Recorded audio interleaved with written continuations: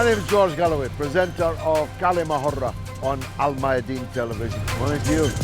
I don't mince my words. I speak كلمة and my audience does too.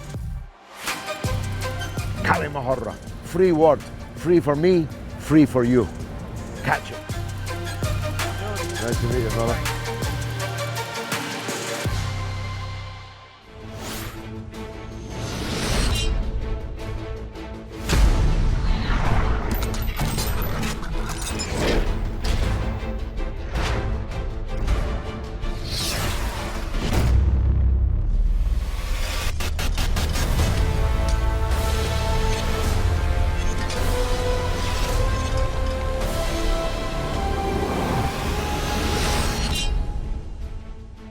Welcome to كلمة with me, George Galloway, on Mayadeen television, coming to you from London, but discussing NATO, the North Atlantic Treaty Organization, which doesn't do what it says on the tin.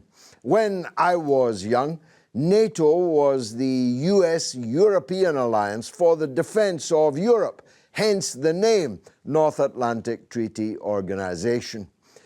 Before I became an older man, the NATO alliance was bombing and attacking European countries, and even now occupies a part of Europe in the territory they call Kosovo. In between time, NATO has expanded its purview almost across the entire world. Even Colombia, although the recent change of government in Colombia might alter that fact, is a candidate member of the North Atlantic Treaty Organization, and it is deeply involved in the attempt to taunt the Russians into an all-out European war in the Ukraine. It is heavily involved in the AUKUS alliance between Australia, the United States, and New Zealand. Its tentacles are now everywhere. And so we're asking the question tonight, is NATO the problem rather than the answer to the problem of instability in the world? Many people believed, certainly of my generation, that NATO was set up as a counter to the Warsaw Pact. Only the older viewers will remember that one. This was the military alliance of the Soviet Union and its allies in Eastern Europe. But in truth, the Warsaw Pact was set up 5 years after the establishment of NATO as a counter to the American-European alliance in NATO. Many people in the western part of Europe still believe that NATO is somehow benign. Although if you go to the streets of Belgrade, you'll find a different story because, of course, NATO remorselessly bombarded them for almost 90 days, killing tea ladies in the television station in Belgrade and bombing the Chinese embassy. Not sure they'd be bold enough to do that nowadays. I'm joined, as always, by a group of distinguished experts. I'm merely the enthusiastic amateur. And the first of those is older than NATO. Well, almost. He is the veteran British politician, twice Mayor of London, the first and finest Mayor of London, and my former parliamentary colleague, Ken Livingstone. Ken, welcome back to the show. Can I just correct you? I was actually born 2 years before NATO. Yeah, I knew you would be vain enough to point that out, but it was in the ballpark, so I thought I'd try and get away with it. But you're looking splendid. But it dominated our lives, growing It has. Yeah. So tell us about But we were told all the time that we had to be in NATO because Russia, the communists, were going to invade Europe. Of course, that was never the case. Stalin had no plans to invade Western Europe. All he wanted was that barrier of states in the east on his border to provide protection because Russia had been invaded by Napoleon, by Hitler, and they wanted that protection. There was no plan to invade Europe, but we were all told that. I just grew up in that world where, I mean, literally kids were sent into the army, and all this threat that we were going to have a war with the Soviet Union, and it was a complete nonsense. All it was about America dominating the world. That was the plan. When the real tragedy is, when President Roosevelt died just a month before the defeat of Germany, he'd got plans for a proper deal with Stalin to manage a peaceful post-war world. But then Truman, deeply reactionary president, and he was all about rolling back the Soviet Union.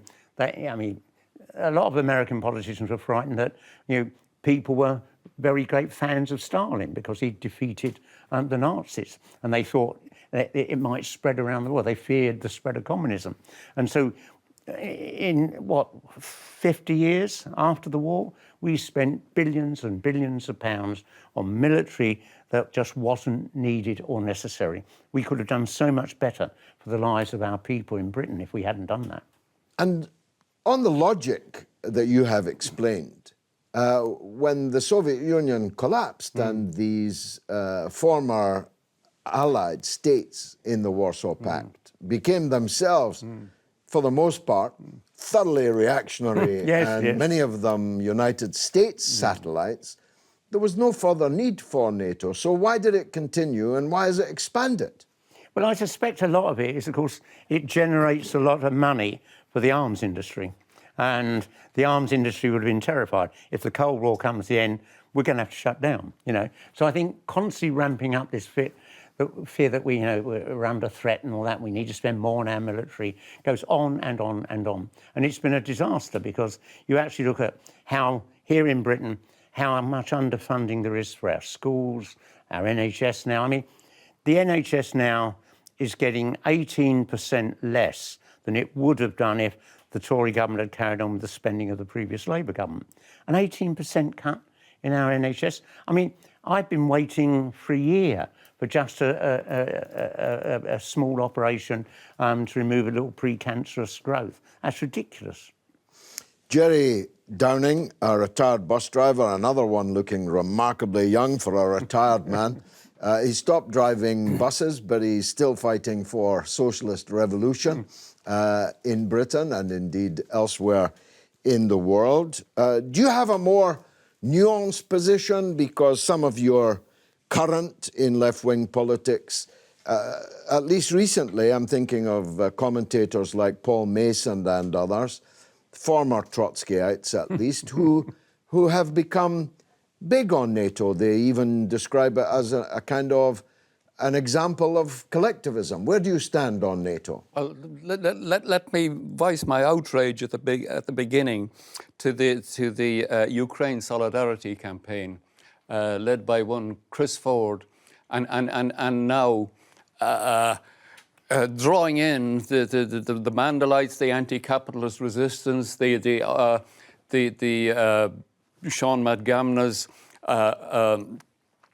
McGamna's group, the Alliance for Workers' Liberty, and several others, and they are explicitly pro-NATO, as if, the whole Trotskyist heritage of wishing to overthrow capitalism, well, that was all gone. It's just a silly notion, and we should all forget about it. And now we should join with the forces that are trying to bring democracy and civilization to the whole world, which is what the Karl Marx called the civilization mongerers, who tell us that they will bring peace and justice. Well, NATO has brought peace and justice and civilization to absolutely nowhere at all, that it has spread its tentacles. And it is, I differ somewhat with Ken on that.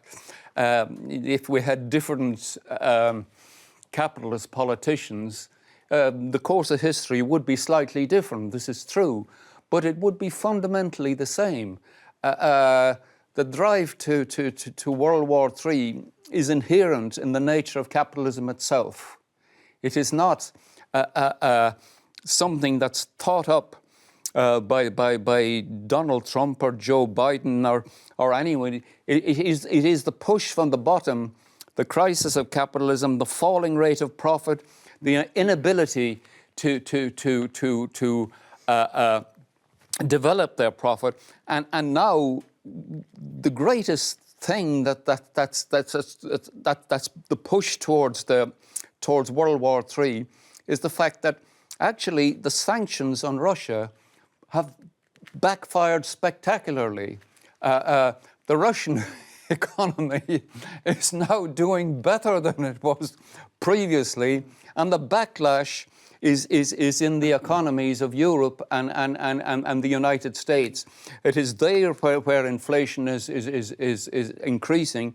It is there where the whole cost of living crisis is developing, and the very domination of the world by the dollar is now seriously in threat.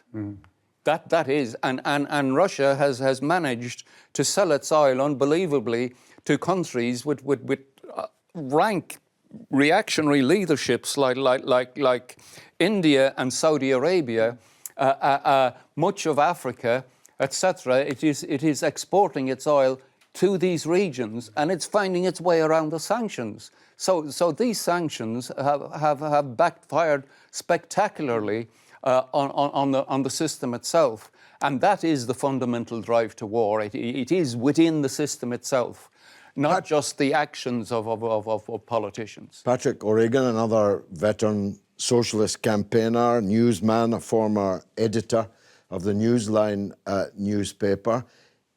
And yet, NATO enjoys, I suppose, unanimous, parliamentary anyway, support. You would not find any member, perhaps for the first time ever, in the British Parliament today that would call for the abolition of NATO. Not a single Labour member of Parliament would do that. We did when we were MPs. Indeed. We've lived so long that we have Trotskyites for NATO and no anti-NATO Labour MPs. Patrick? Well, this is one Trotskyite who's not for NATO. I think that NATO is alive, it's well, and it's pushing east. It is the NATO powers that are supplying Ukrainian fascists with all the latest equipment.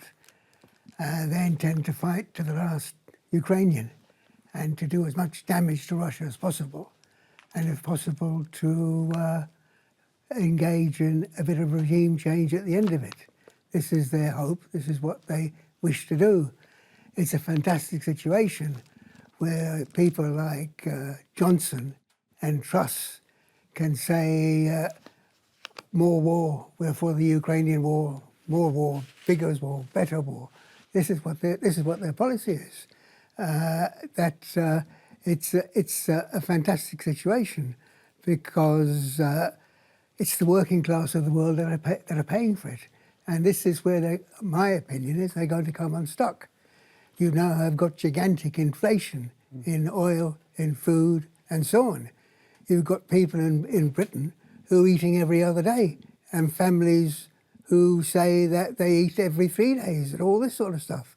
There's been a colossal inflation taking place, and that inflation has taken place because Russian oil has been stopped. Ukrainian wheat, in the main, is lying rotten on the ground, and the whole world is going hungry. Why? Because the imperialist powers are determined to weaken Russia. And I think it's big changes have taken place. After all, China has put some kind of space vehicle on Mars. This is a country that 100 years ago was a nation of coolies. If you read Snow's book, he talks about the British compound in Shanghai and its garden with no dogs or Chinese allowed on it.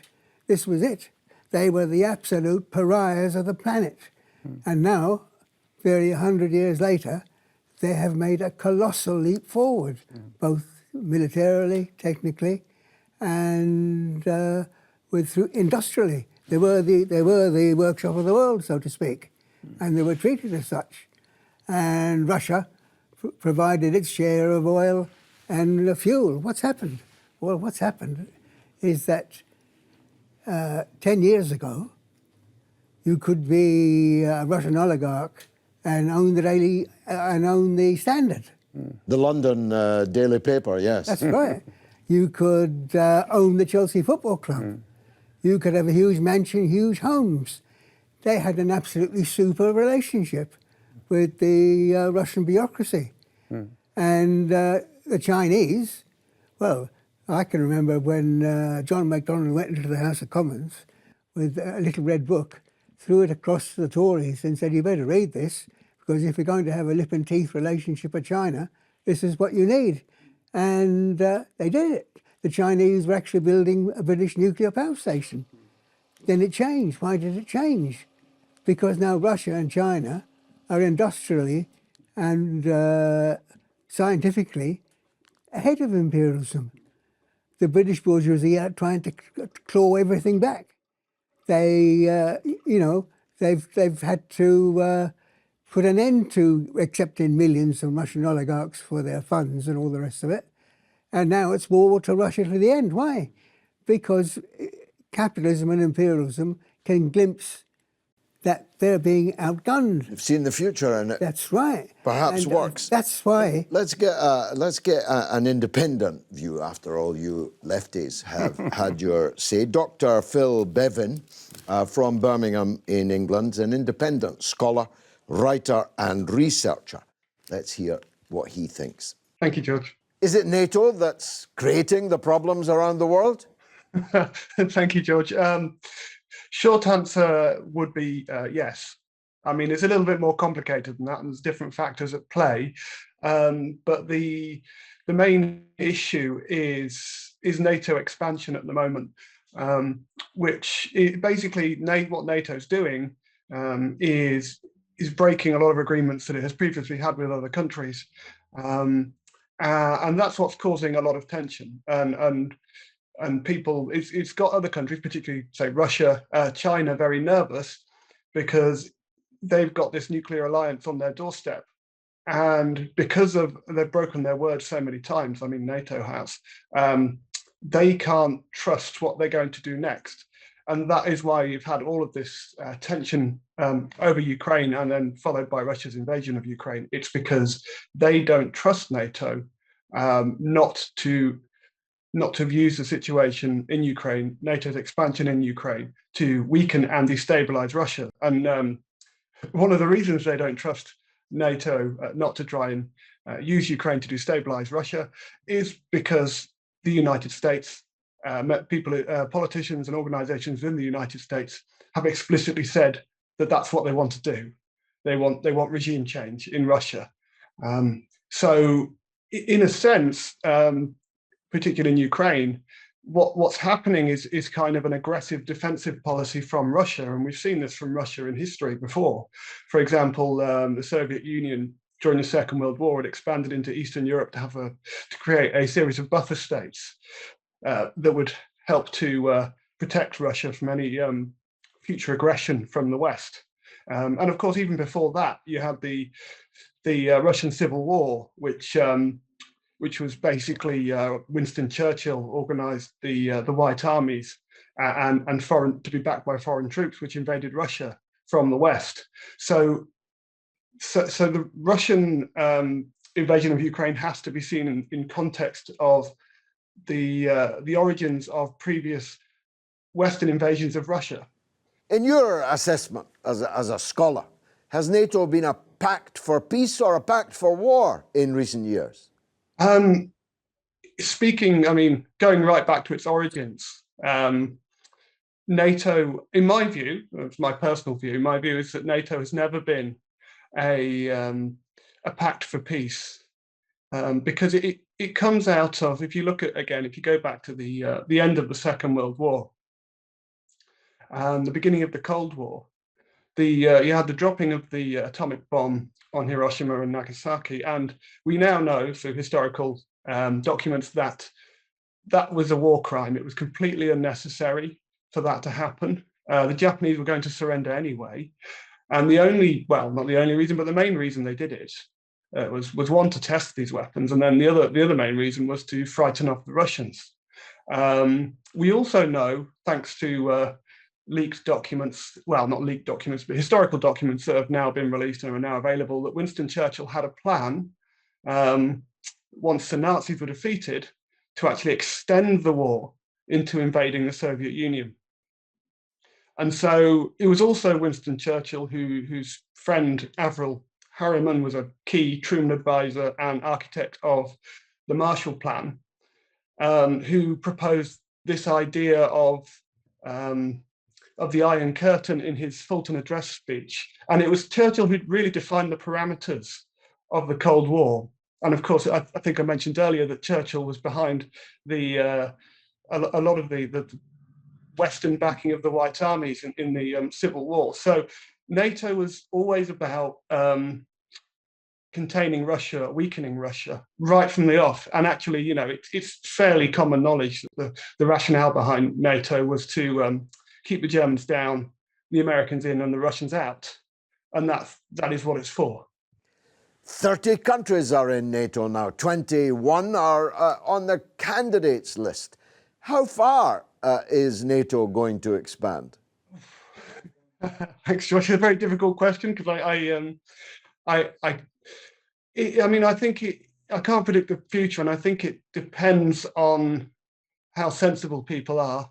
At the moment, you know, you've got Sweden and Finland joining, which isn't great because the NATO expansion now, it's gone far beyond even its original member states, and it was, as I've said before, I believe it was aggressive then, and to expand is actually to further destabilize the international situation. So we've got to remember that primarily it's a nuclear alliance, and the more countries you have involved in NATO, the more likely it is that there is going to be a nuclear war, which is the end of life on Earth. So unfortunately, I don't think policymakers in the United States or here in Britain are particularly sensible or particularly rational people at the moment. So they are pushing for NATO expansion, and countries are joining in. So I fear it will expand. My hope is people will start to think twice, because actually what NATO expansion and the consequences of that in terms of sanctions and the shrinking Western access to resources means that the West is weakening now, and NATO no longer looks, well, to rational people, NATO would no longer look like a good prospect for the future. So I sincerely hope that sanity and common sense prevails, and actually people start to think again about expanding NATO. The UK has always been involved in the arms race since the very creation of NATO. Some say that as much as 80% of our research and development spend is on militarily related products and developments. So if NATO were to stop expanding, if it were to come into greater question, what would be the impact on the economy of that? I think actually massively. In the 1980s, for instance, when Britain, with Thatcherism, when Britain was transitioning, changing its economy, the one kind of manufacturing that didn't get obliterated was the arms industry.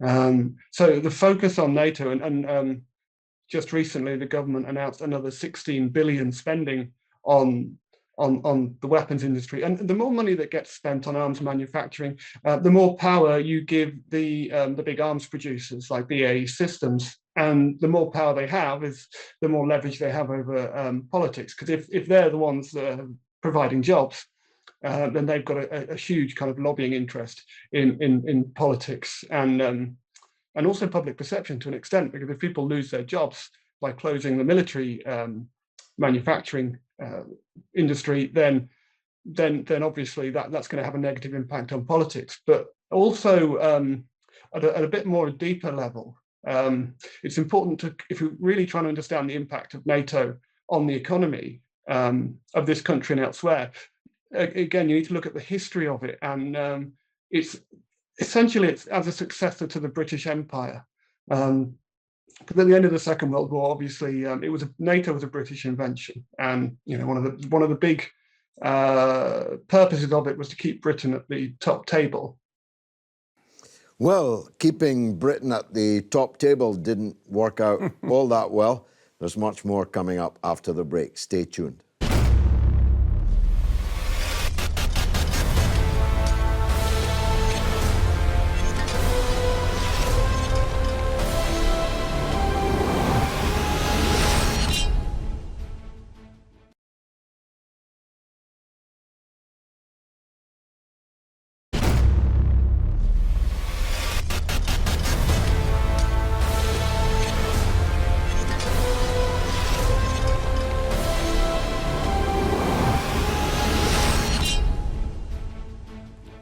I'm George Galloway. This is كلمة on Mayadeen television, discussing NATO, which is coming to you, I promise you, wherever you are, because NATO is vaultingly expansionist. It is turning up in parts of the world which were never even dreamt of as potential theatres of NATO military action, even just a decade or two ago.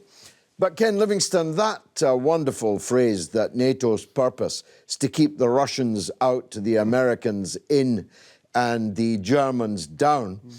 The Americans have shown no signs of wanting to leave. You did get a brief America first, Donald Trump threatening, saber rattling against NATO, but the Biden administration could not be more different from that. They are here to stay. And far from keeping the Germans down, they are being actively encouraged to rearm, to build up their armed forces. And as for keeping the Russians out, well, they're not keeping them out of Ukraine very successfully. So in that sense, is NATO failing? Well, I mean, what I find interesting about the bulk of the British media, when they're talking about Russia's invasion of Ukraine, they don't talk about the fact that in Crimea, 90% of the people were Russian. And that's why, that's what was behind that. Now, I don't support Putin, but I don't support what America's been doing either, all my life. I mean, you think about the war in Vietnam, 3 million Vietnamese killed by American bombing. All the Vietnamese wanted was their own independence, create their own state, break off from the colonialism. And that's the history. We grew up in a world where Britain and France dominated so much of the world through our colonies. We treated them appallingly. And unfortunately, we had to give up and withdraw, and they got their own control. But literally, if I think back, all those wars in our childhood where the people in one of our colonies were fighting for their own independence, and we didn't actually just step back and say, of course, you create your own country. It's not our job for Britain to be actually controlling big chunks of Africa or Asia. It was nonsense. And it is a disaster for the legacy of that. We should have had, as I said at the beginning, if President Roosevelt hadn't died, there could have been a really good cooperative deal between America and Russia. But President Truman didn't go through that, and millions are dead because of that. And the impact on our economy has been disastrous. Think of all the money we could have spent making a better life for our people if we hadn't been spending so much on our military. And billions on building nuclear weapons, which you're never going to use, because if you start that, we're all going to die all over the planet. Let's hear from Ireland this time, from Stephen Bell, who is a senior member of the Stop the War Coalition. Stephen. Yeah. In your view, Stephen, is it NATO that is the main cause of the problems around the world at the moment? Well, NATO is the organisation dominated by US imperialism to promote the interests of US imperialism and its allies. And the suggestion that it's a defensive organisation is belied by NATO's own history, particularly its recent history. I mean, look at the position in Afghanistan after 20 years of NATO intervention, a catastrophe for the people of Afghanistan. Similarly, the position in Libya, where NATO's intervention has resulted in destruction of what was formerly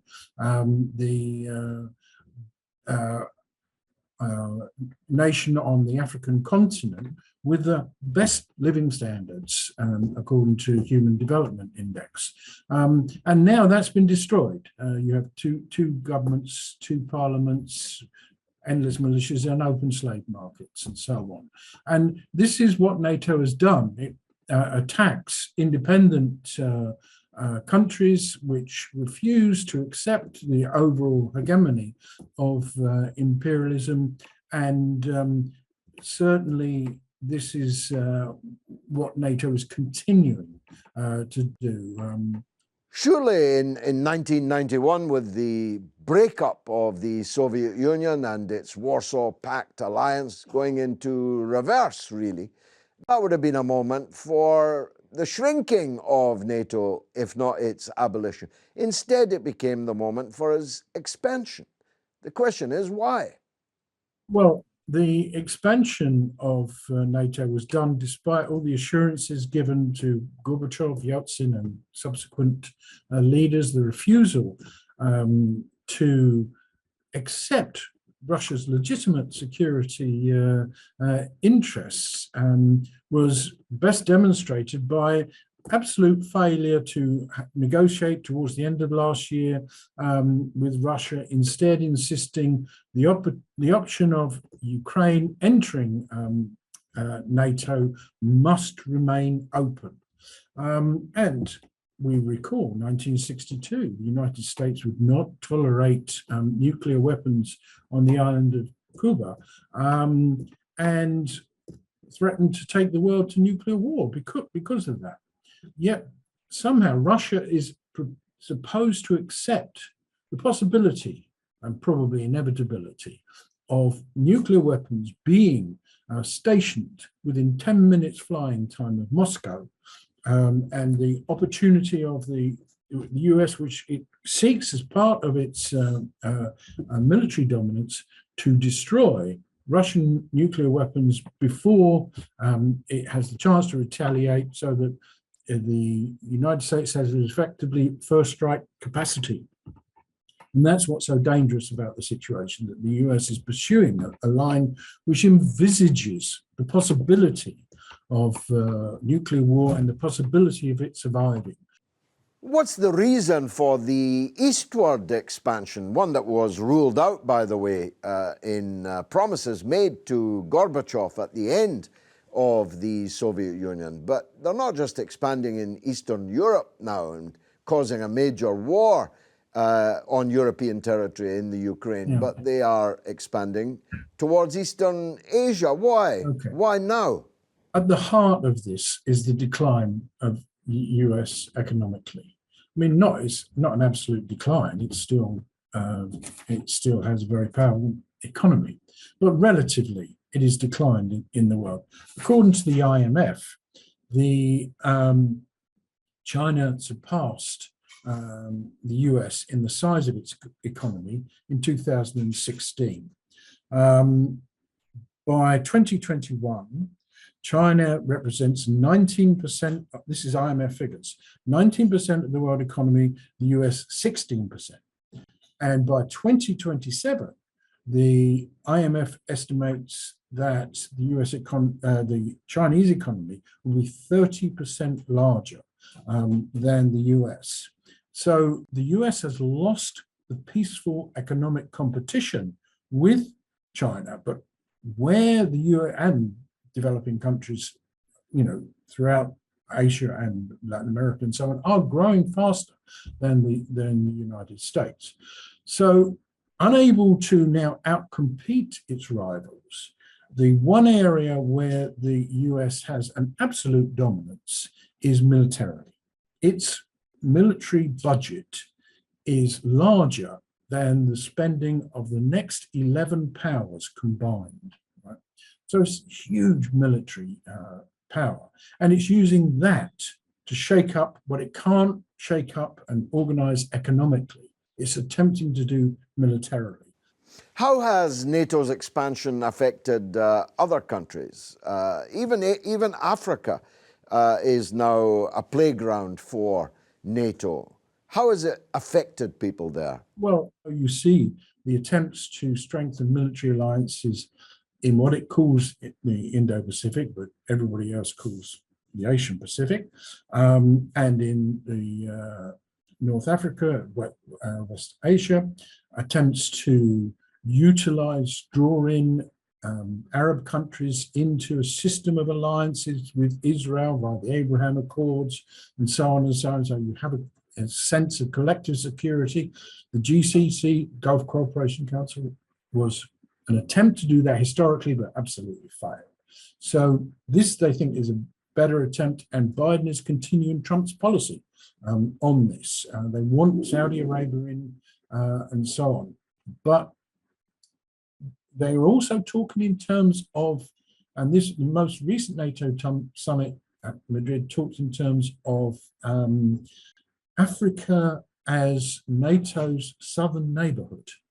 Now, this is just a further expression of what the US used in the 19th century, the Monroe Doctrine, when it regarded Latin and Central America as its southern neighborhood, and it had the right to control. And so you have this potential threat that wherever the developing world is making progress, and the African continent has seen a growth of economic relations with both China and Russia in recent years, China especially, the United States believes that it has the right, whether via NATO or on its own, to change that, to overturn that, regardless of the desires of the African people. And again, this is, it's an expression of its economic weakness. It can't simply make an economic offer anymore. It has to use the threat.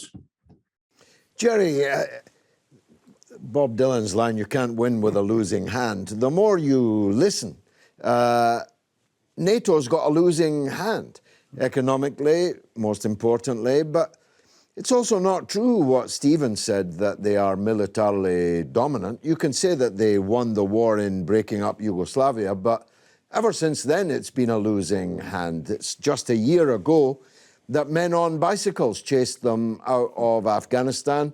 They've spent hundreds of billions in Ukraine and failed. So if you're failing economically and you're failing militarily, what's left? Well, I think there's a great deal of exaggeration here about the decline of US imperialism. I've read an article recently that says, well, actually, US imperialism has not declined. Well, what it has done, it has globalized. So the Chinese economy appears to be bigger than the US economy, but who actually owns the Chinese economy? What about what happened to poor Donald Trump when he slapped those sanctions on Chinese imports, and he had a huge backlash? Loads of those Chinese imports were actually exported by American companies based in China. So a whole section of the Chinese economy is actually owned by the United States, and also what's happening is that bringing the Germans and the French to heel. They have succeeded in doing that they stopped the Nord Stream 2 pipeline, but Germany and France do not like that. They are not at all pleased to be humiliated in that. And the big fear that they had, of course, was that Germany and France would bring the EU into alliance with Russia and China and outdo and that's something that may yet happen. The reason I'm making these points is that it does seem to me that, look, any kind of political maneuver you make has to be based on the real economic strengths. And in my view, you have to have a revolutionary perspective globally, or else you won't win anything. Patrick, a level of predestination, predetermination, worthy of Calvinism. Is World War III absolutely inescapable then? Of course it isn't. It's not inescapable. How are we going to escape it then? I mean, by Jerry's analysis... Well, yeah, there are some who believe that all is lost, kind of thing. But human beings have been in this position before, when different social systems have looked to be like ended of the world, but are actually replaced by higher orders. If you look at Britain today, for example, you've got a decrepit ruling class that can only continue by war in the Ukraine, and is desperate to hang on anyhow or somehow, and is having grave problems with the working class. I think Britain is heading for an explosion, because millions and millions of people are having their wages cut, they're having their lives changed, their children are suffering, and it's millions of people. And Boris Johnson and Truss and all the others say, lift the sanctions on Russia and so on, so the world can get back to order. No, we must fight on. So their struggle to maintain the capitalist order and to take an opportunity of the crisis in the Ukraine to drive Russia back, which involves raising huge price increases, wage cuts and all the rest of it, is creating revolutionary situations in the European countries, in Britain, and also in the United States. Jerry, we're going to do one last round. Right. I want your view on how all this impacts NATO. It's my case here, let me be the devil's advocate, that NATO is a military failure because it's not the size of the dog in the fight that counts, it's the size of the fight in the dog. The Afghans defeated vastly superior forces, vastly superior, and they drove them out of town like thieves in the night. The vast expenditure by NATO countries on the Ukraine war has turned into, as has been said by all of us, a backlash and an act of self-harm of hideous proportions, where we are suffering and the Russian economy is doing extremely well, thank you. So it's an economic and a military failure. Where then is the political response to that? I mean, in Germany, perhaps we can look forward to a change in government and a change in policy in Germany. They are on the front line, after all. But in countries like Britain, there seems to be almost absolute quiescence.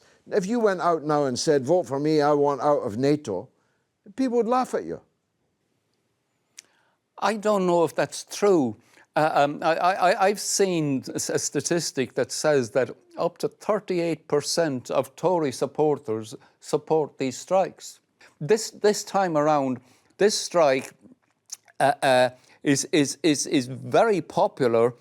I think that the situation is hopeful and encouraging in the strike wave that's not just here, it's also in the United States, it's also in a number of other places that is coming. And the last point I'd make is that you have to differentiate as well. See, I believe in order to make a revolution, you have to have a revolutionary party. I don't think the Labour Party will ever be a revolutionary party, and I don't think it will ever overthrow capitalism. But I do think that as long as the unions are within it, that it is an arena for struggle, and it will continue to be an arena for struggle until there is a major break, and until there is you unite. Maybe I don't know, the G&B is a bit hopeless, but. I fear all these alphabet soups will be lost on our global all right, audience. okay. Patrick, I mean, it seems to me, and I repeat myself to some extent, that if not a busted flush, I take Jerry's point, imperialism isn't a busted flush. America is not a busted flush. It's not a paper tiger. It wasn't when Mao said it in the 60s. It isn't even now, but it is an old tiger. Its teeth are falling out. It's lame. There are new tigers in the jungle. They cannot impose their military will anywhere. And their economic performance is beginning to visibly fail. That must make you optimistic, no? I am optimistic. When you look at what's required as the World Party of Socialist Revolution to lead it. And there's now in Britain a situation where goodness knows what it's going to be like in 6 months' time. You'll get people with gigantic debts, you'll have no pay movements, all kinds of things, you know. So we're going to have something that, for the middle classes, will look like, make the poll tax movement look like some tiny little happening. There's a huge mass movement developing because the ruling class are determined to have at Russia, come what may, as a matter of life and death, whatever it does to inflation, whatever it does to prices. That's why working people are beginning to feel it. They're already attacking Mick Lynch, the RMT leader, because he won't condemn Russia in the Ukraine. They're saying this is not the kind of person that you want leading a trade union. There's a different people. Well, Ken Livingstone was ready to condemn him if Mick Lynch wasn't. So let's give Ken the last word. Ken, the economic situation is dire, getting more. People will be paying thousands of pounds for their gas bills. Yeah. Petrol and diesel unaffordable to many people who depend on cars. And they're not going to just stand up and do it. They're going to be doing things about it. The truck transport industry is suffering through increased costs. That's passed on in food prices. Shortages in the shops, shortages of fertilizer and all that. On the face of it, in the NATO countries, they've made a gigantic mistake. To quote again Chairman Mao, they have struggled mightily to lift a huge stone only to drop it on their own feet. Do you expect we're going to live to see a big change? Well, I'm very pessimistic about the future because no government's doing enough to tackle climate change. But let's just stick to the economy rather than zip off into that. I think there is a real risk that we are seeing inequality has doubled in Britain in the last 40 years. You and I grew up in that post-war world where inequality was halved. Every year, everything got better. I mean, poor people got better year by year. Councils were building hundreds of thousands of council homes and so on. Now we're seeing people left behind.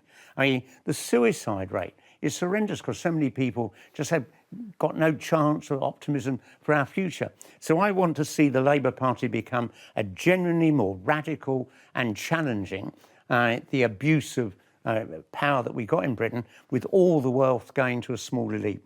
We need to look at that. I mean, it wasn't just the Labour government after the war, it was then the Tory government under Macmillan. But it was the Labour government that formed NATO. It did, and it was a great mistake because they built into all that nonsense that Stalin was planning to invade the West and all that nonsense. But don't forget, America, at the end of the Second World War, controlled half the global economy. It set that agenda. And although that post-war Labour government did so much to make our lives better with the NHS and welfare state, I do think the biggest mistake they made was just going along with America's viciously anti-Soviet policy. So we now are in the situation where NATO is engaged or in pre-engagement mode virtually all over the world. In the Indo-Pacific, as they call it, Asia-Pacific, as it used to be called, they hope to lever India away from China and away from Russia, and that's why they call it the Indo-Pacific. In recalcitrant parts of Europe, like in the occupation of Kosovo, but there are sharks in the water, and I don't refer to the nuclear submarines of the AUKUS. The conflict with Turkey is something that we were not able to develop the argument today into, is a potential shark in the water.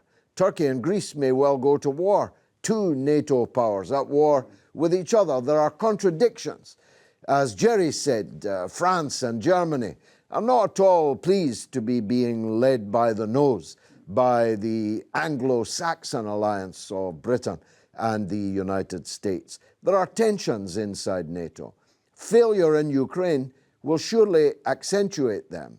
The economic crisis amongst NATO countries and their own people's uprising in response may very well achieve what we peacemongers were never able to achieve. Maybe NATO will have to abolish itself at the rate things are going. I've been George Galloway. This has been Kalima on Al Mayadeen television. Thank you for watching.